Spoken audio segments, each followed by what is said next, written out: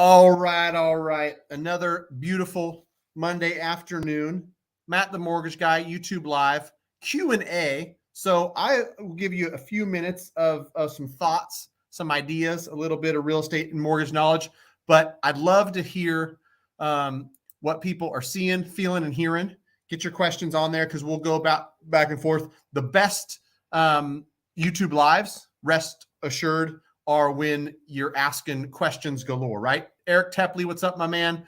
I've got something that, some housekeeping, I guess, first and foremost. The 2-1 Buydown is the hottest product in town. And I know that not just because clients that we're talking to are choosing it and using it on their owner occupied purchases, but because I've got people who work in, data analytics firms. And they're telling me, Matt, over the last 4 to 6 weeks, the number of buy downs as a percentage of conventional loans being written has literally skyrocketed. I think the number that he quoted was like 5 or 6% of all conventional loans being written are 2-1 buy downs. For your information, 2-1 buy down can be used on a conventional loan, a VA loan, an FHA loan. Some caveats to these 2-1 buy downs. It must be seller financed, meaning you must get a seller credit to pay for it.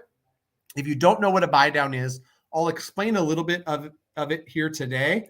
I'd love for you to jump on November 22nd in 2 weeks, that Thanksgiving week on a Tuesday. Most people should be, fairly light when it comes to their schedule, should be able to come join us at 11 Pacific Standard Time.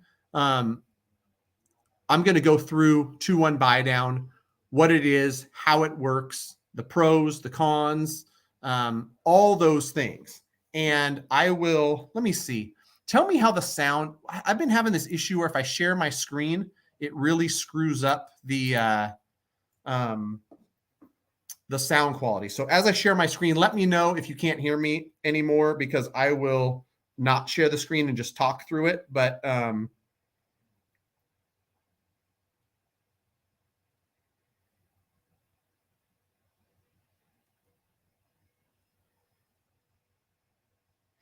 all right, so share screen, present. I'll show you what a 2-1 buy down looks like. If you got questions on it, please ask them. On the 22nd, it'll be Q&A style. It's going to be on GoToWebinar. I'm going to do the webinar. It's going to be for real estate agents, referral partners. If you're a loan officer, feel free to join. Feel free to regurgitate the information in your market. If you're a consumer and you want to learn about 2-1 buy downs, feel free to, because I think in this current market, the 2-1 buy down is a great option for a number of reasons. So again, let me know how it goes with sharing my screen and whether it screws up the audio. It's a little bit tough to see, I'm sure, but here's how a 2-1 buy down would be structured: year 1, year 2, and then years 3 through 30. This is a 10% down conventional, $500,000 purchase price. And, I've got property taxes estimated for California, homeowners insurance estimated. This mortgage insurance number is not correct because I think I had it for 5% down. Let me fix it real quick. This is not an offer to lend. This is for educational purposes only. NMLS number 1088993, all that legal stuff, right? All right. G Glover looks good. Let me know if you're having trouble with the audio. It could be something that was resolved from StreamYard since I've had the issues, but sharing my screen, audio was getting funky. So I don't like watching videos of funky audio. I don't think you guys do either, but here's Reader's Digest 5-minute version of a buy down. You've got, rather than have a 6.99 rate, which might cost you a half a point, a quarter point in today's market, you can have that be the starting rate and have the seller give you $10,488.09 in seller credit, which buys down the interest rate a full 2% in year one and 1% in year two. So as you can see, with a payment to the buyer, which payment is the most important thing for most buyers, your payment in year one is $3,068 all in, taxes, insurance,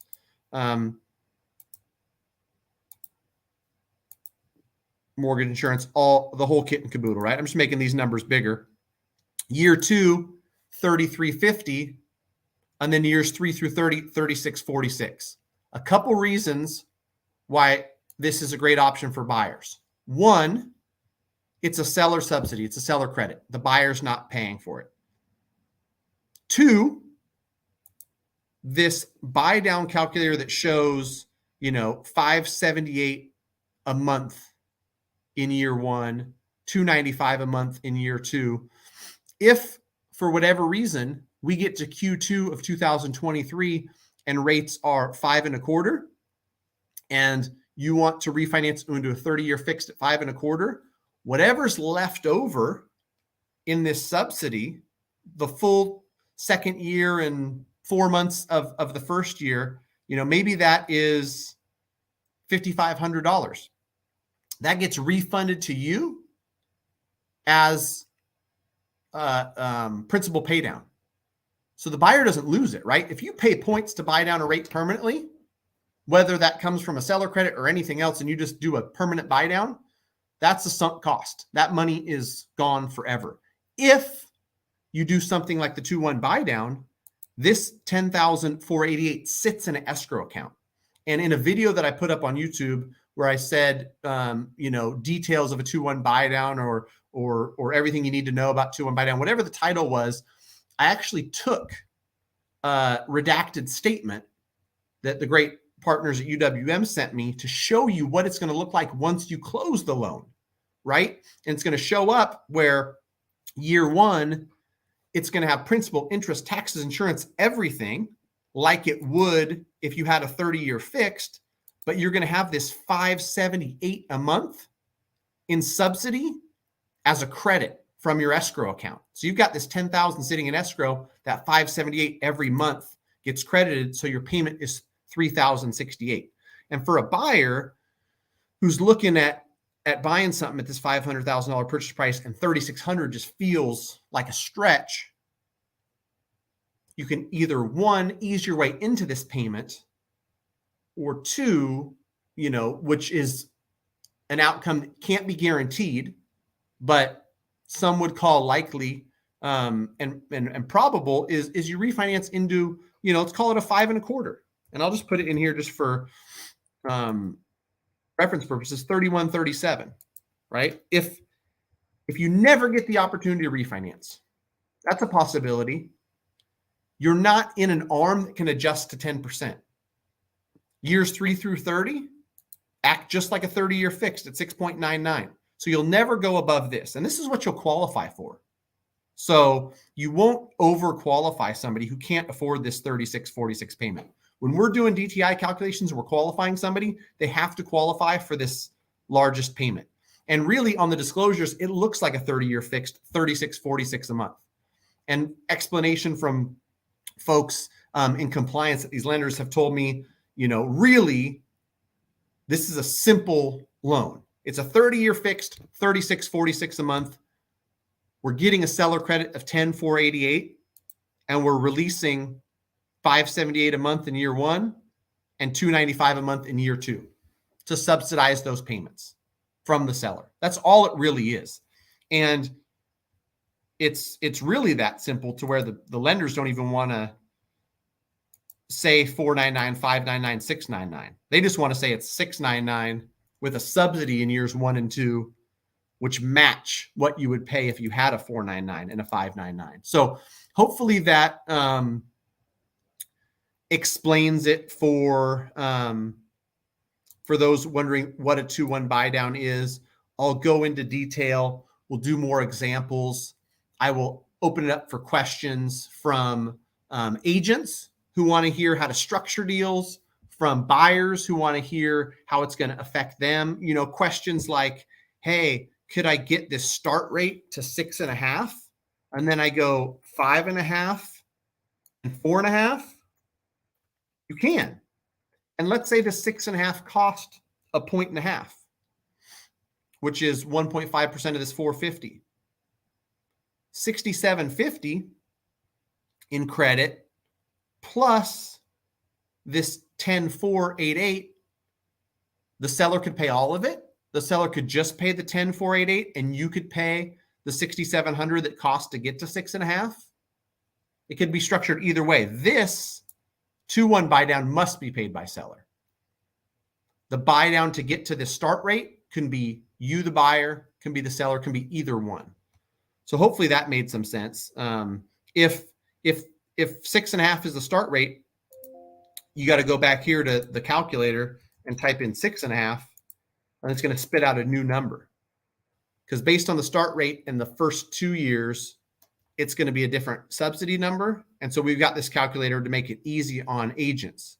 Okay, I'm going to offer 550, 10% down. We've got a 495 loan amount, and our start rate is going to be 6.875 based on conversation with lender, conversation with realtor, conversation with borrower, how we're structuring this deal. Now we need a seller subsidy of at least 11,470.83. You can always have more. Any extra seller credit can be applied towards initial rate buy down. It can be applied towards closing costs, anything else. You have to have at least this amount of seller credit for the buy down to work. So that's a brief overview. Again, November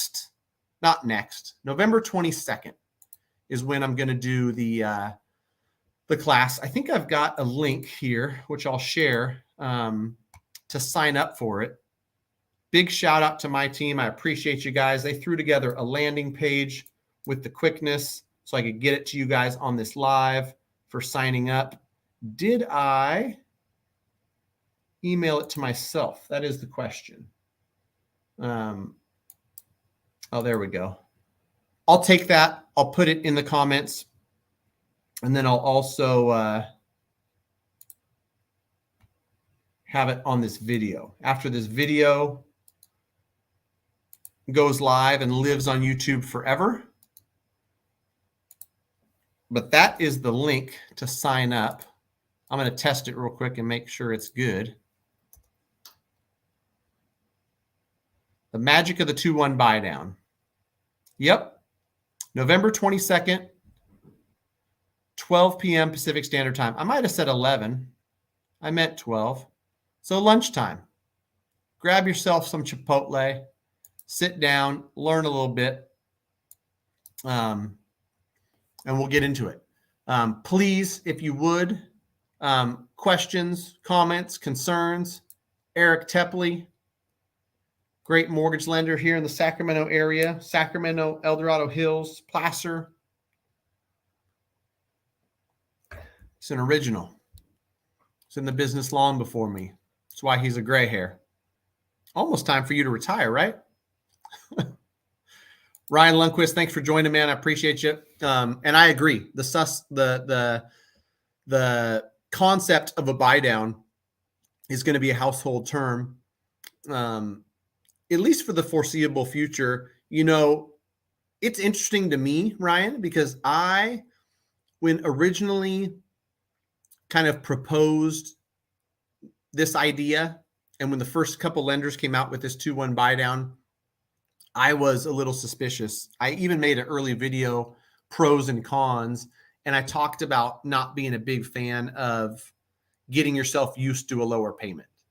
But the more we dug in and the more lenders rolled out different facets of this program, one big one being any remaining credits goes back to the buyer as a principal pay down. That one is huge, right? The money does not get lost. It gets, to stay with the buyer. That made me a fan of the 2-1 buy down. And so I'm presenting it.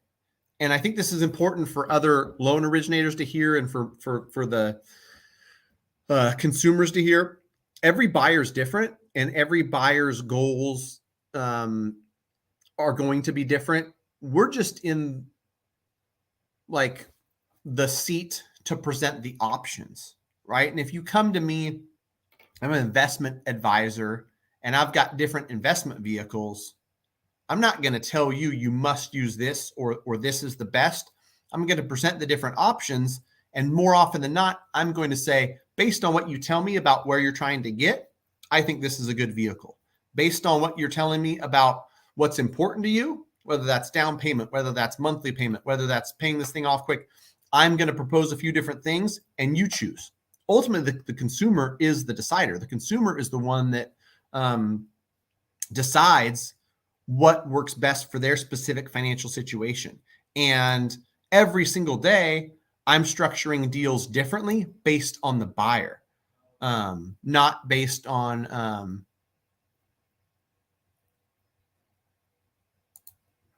can anyone share a PowerPoint of 2-1 buy down realtor presentation? I would love to hit the ground running. I don't necessarily have a PowerPoint yet, Armando. I would be happy to share with you anything I have. The one that I'm doing on November 22nd is going to be client facing, realtor facing, everyone facing, because I think it's just a matter of getting the information out there. And in a market where a lot of buyers are utilizing the 2-1 buy down, a lot of sellers are in a position where they're happy to give credits. It's going to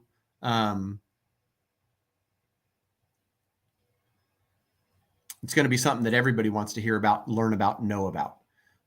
Crystal F, great question. I appreciate this one. And this is kind of cool because this will give me a glimpse into what questions might come up on the 22nd. How are the interest rates calculated? Crystal, the interest rates on these loans are exactly the same as if you were going out and getting a 30-year. So that 6.9 in the spreadsheet was, for the scenario I used, what somebody would have on a 30-year fixed rate loan. Now, anybody who's seen a rate stack or a rate sheet knows that there's a cost or a credit assigned to every single rate, meaning 6.9 might be a $1,700 cost. 7.125 might cost $300. 7.25 might have a credit of $1,000. And so you can slide up and down that rate sheet and you can say, I'm willing to pay $4,500 to get my rate to 675. And then you've got a $4,500 cost, otherwise known as points. And that's where that start rate is, 675. And then the buy down gets you 1% lower in year 2, 2% lower in year 1. So it would go 475, 575, 675. But just as you can choose the rate you want on a 30-year fixed, you can also choose the rate you want on this 2-1 buy down. So hopefully that makes sense. I don't know if I have the ability to share a screen with, I was going to have some, I don't want to share anybody's personal information, but like a price quote.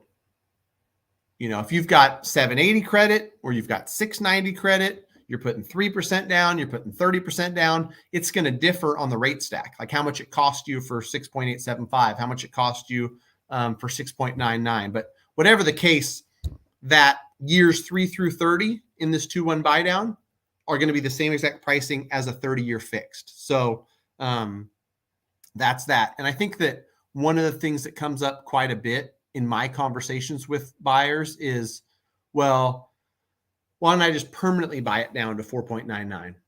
You can't. And that is because there is a limit to how much you can spend up front buying the rate down to qualify and not, basically like going over 3 points, the system's just going to say no.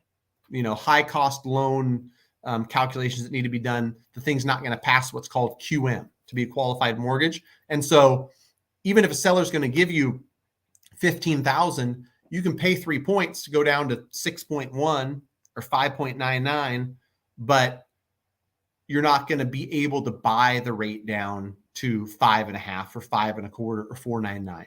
There's just not enough buy down available to have the thing still pass QM. So that's a long-winded explanation of it. If we don't have any questions in the meantime, I'd love to chat real quickly about great conversations that were had earlier today, and I think something that's timely for people who are a little bit disheartened by the market, or they're wondering when or the heck are rates going to be more favorable for buyers. One thing to think of, and I guess to put into perspective, is when rates go to 5.25, if rates go to 5.25, if rates go to 4.99, know that along with wishing that rates get better, you're going to bring more demand and more competition into the market. So if the market currently, November, December, and Q1 of next year, is one where someone who's buying an owner occ or an investment has your pick of the litter, can really, really leverage the market to negotiate a great price with the seller, can get seller credits, can basically have your way in some of these markets, know that this won't be the case if April, May, and June, we've got 4.99 30-year fixed. I know based on nationwide data of people that are inquiring and filling out applications that 5.5, give or take a little bit, is kind of the sweet spot where demand starts to wane. Under 5.5%, people love leverage in real estate. There's abundance of people that can qualify and go out and buy homes. And as home prices start to flatten, it's just going to be this, leaning towards buyer's market until rates come down. And when they do, the buyers will come back in droves, is just my opinion. And so if something's listed at 500 today and you could get the seller to agree to 460 with 15,000 in credit to do a 2-1 buy down, to do a rate buy down, you might be in better shape than what you'd be able to negotiate in May of next year if rates are 4.99 and there's a lot more interest in the market, a lot more demand. My 2 cents.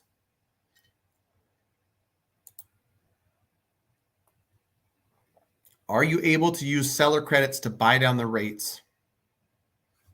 And is it on the final rate after the 2 years?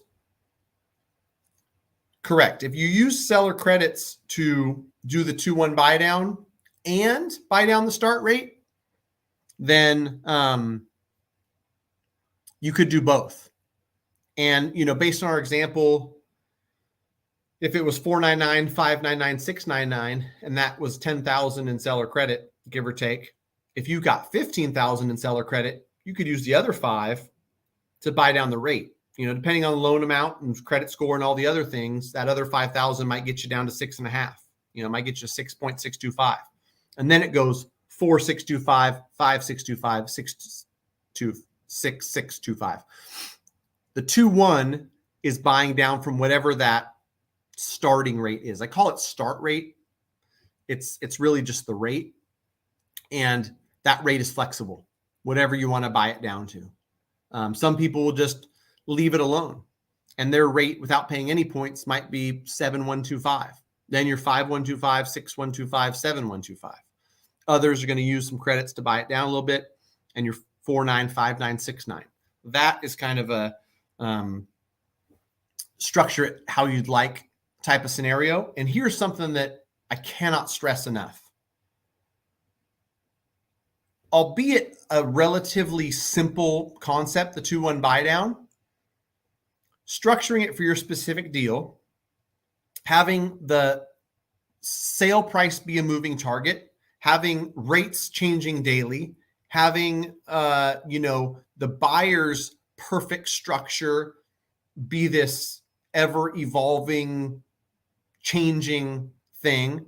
It is more important than ever that as a buyer, you have a competent realtor, a competent lender that are working together.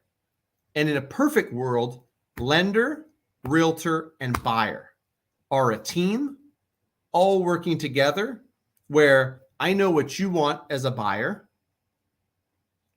I'm able to structure a deal that makes sense and communicate what that looks like to the realtor, who can then write the offer that matches what you're looking to do. That's where we're hitting all our home runs right now. Whether it's a 2-1 buy down and it's owner occupied client, or whether it's an investment property and I know based on communication with the buyer, here's what Rentometer says about rents. Here's what current rate sheet looks like and how much credit I need. If I get that 2% seller credit, I'm going to use that plus my money to buy it down to this. I'm going to set it and forget it. Long-term buy and hold, $2,700 payment. I've got $3,600 in rents. Like, these are the type of things that every deal making sense, and just willy-nilly offers. And I don't think that works in this market. I think you need to work with professionals, which is probably a good idea for all markets, but especially this one, right?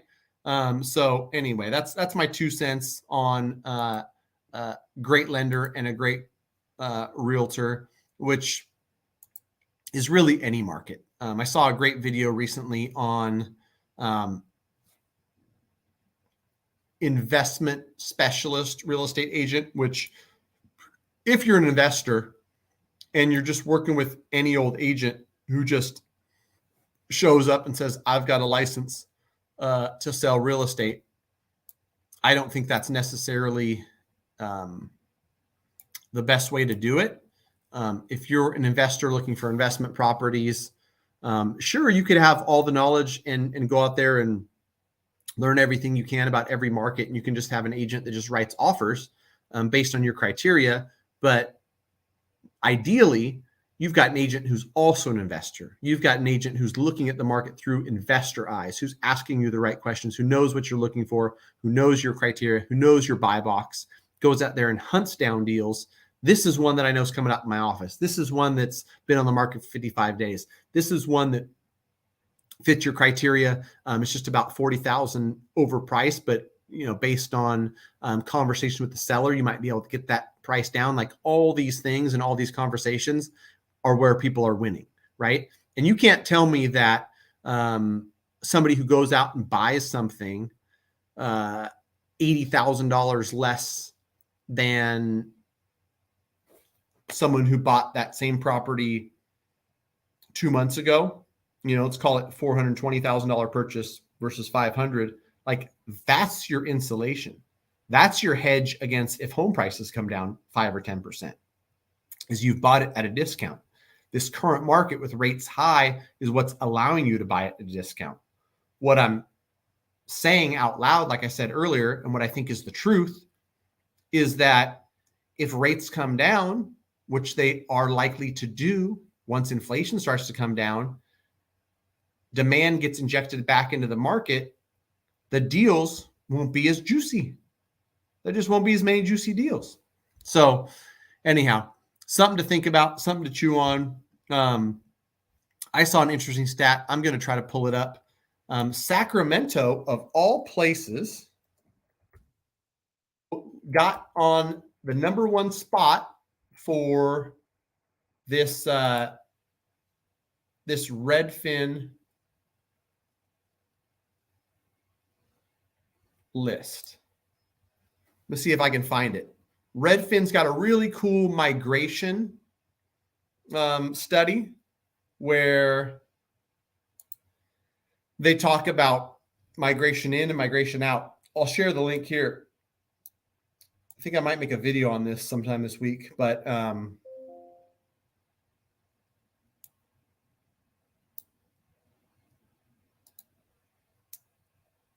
copy.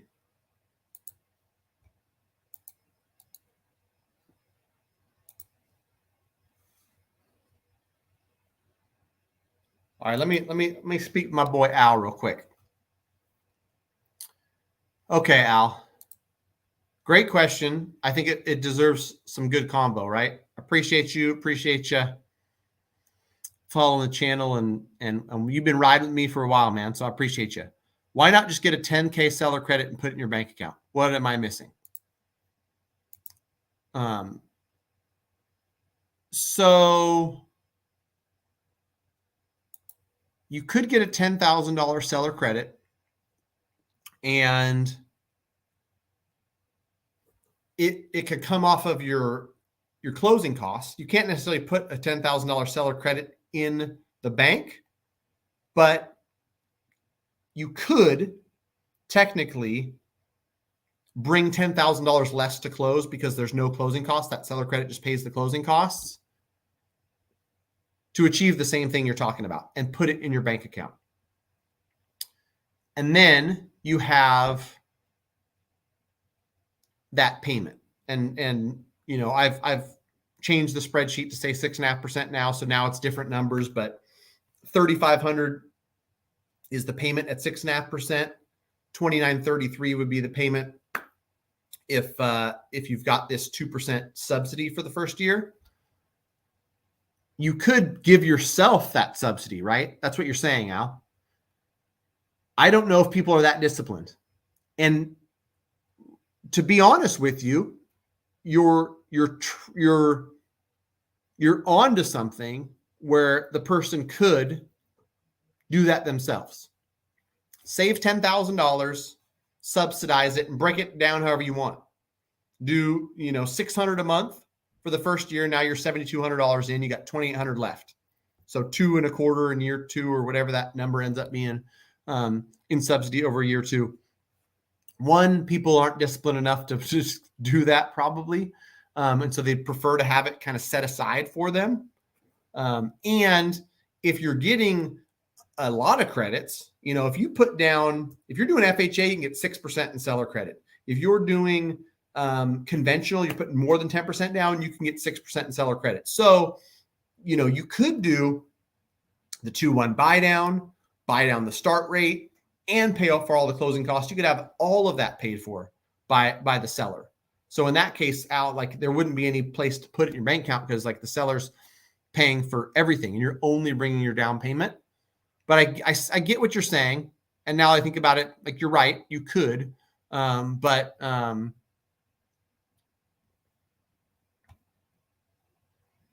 most people prefer to kind of have it set for them. All right, Crystal F. Is there a minimum amount of time you have to stay within the home with the buy down? If not, what happens to that money if you sell? If you sell it anytime within the first couple of years with that buy down amount, you are going to have that go towards principal pay down, because all it is money sitting in your escrow account. Just like if you sold your house right now, there's money that's being collected for taxes and insurance, and you've got a $4,000 balance in your escrow account. That is your money. It's going to go back to you. If you owe $381,000 and there's $4,000 in that escrow account, you only really owe $377. It'll be applied towards that. It's called principal pay down. No real time limits there. There's no, prepayment penalties. The lender who writes the loan doesn't want you to pay it off within 6 months, because then they get hit with the early payoff. But besides that, there's no restrictions. How do you calculate the savings and the time it takes to recoup the money from a permanent buy down? Great question, Nick. And this is something that I did a lot of these calculations when it came to refinance, because people wanted to know, if I take a 3%, my payment is this. If I take a 2.625 and it costs me an extra $3,000, what's the break even? You basically, on the permanent buy downs, can take the rate Let's call it 7%. Let's say that 7% doesn't cost you anything. And let's say that sometimes I like to do real life examples. So I think I might here. I might take the time to do a $500,000 purchase, 10% down.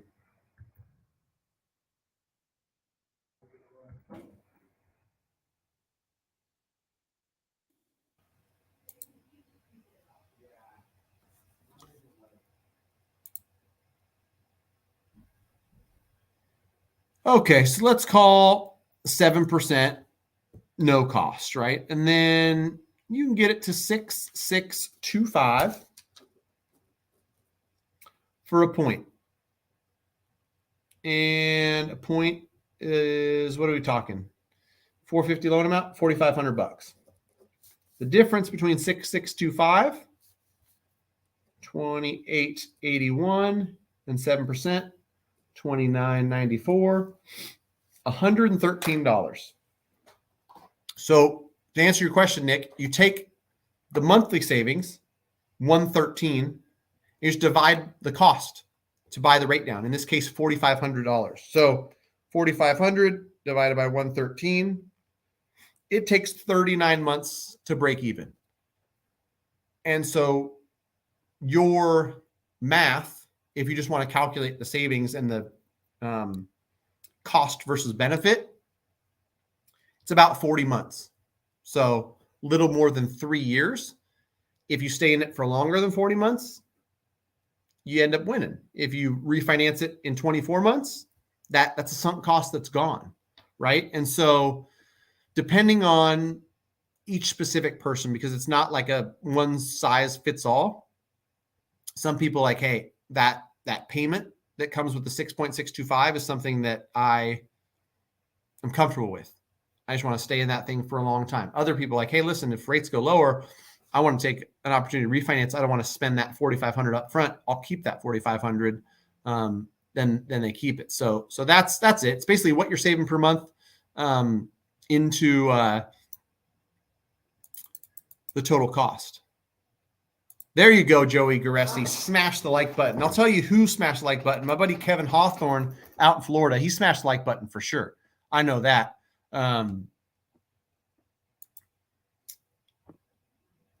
Yeah. Where is everybody watching from? I'd be curious too where everyone's watching from, because I'll tell you from my perspective on this YouTube channel, it probably goes California, Florida, Texas, Tennessee, Arizona, North Carolina, Idaho, Nevada. I would probably name the top 10 states. There's a Houston, Texas. I know. Oh, we got some Denver, some Colorado folks. Thanks for joining, guys. I appreciate you. I appreciate all the questions as well.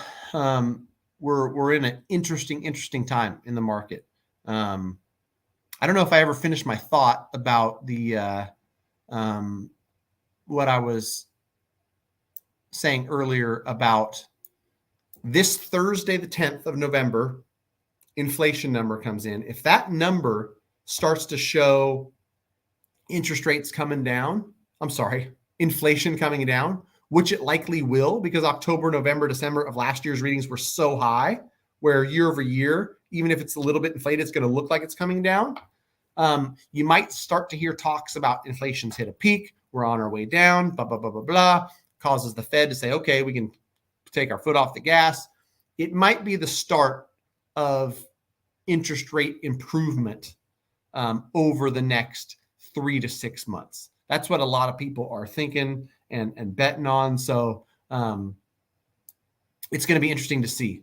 And I think that if you're watching anything this week, Thursday, watch, see what that CPI, that inflation number comes out as. Because if it comes out lower, it's going to be a good thing for rates. If for some reason it comes out high, like inflation is still on the uptick,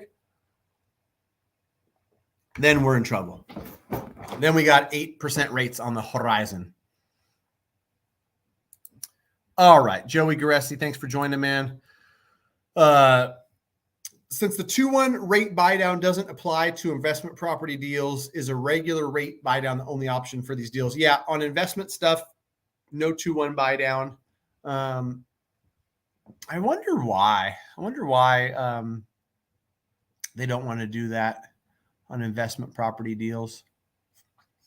I'm telling you, investors would love that. And it would be a popular product. I'm trying to think on the fly, like why that might be something that Fannie Freddie wouldn't want to. I mean, it's the same idea, right? It's the seller giving credit, putting it in an escrow account, and then applying it towards your payment.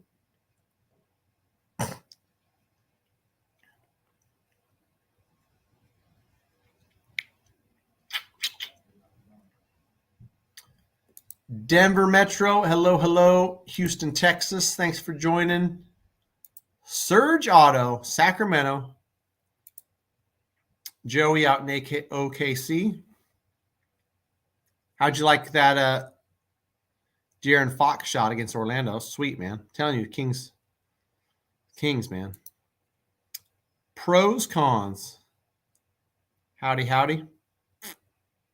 Jay Homeboy. If I have extra money at the end of the month, is it better to pay more on my monthly mortgage or save it for a future refinance? If you're saving it for a future refinance generally is going to cost you money. It's all going to get rolled in. So the question might be, should I plug the extra money into principal payments to pay down the principal, which is probably never a bad idea, depending on your terms, I think. It's really, I probably shouldn't talk out of both sides of my mouth. I've got 6 mortgages, all 3.3 or lower. So all the rates I've got refinanced in 20 and 21.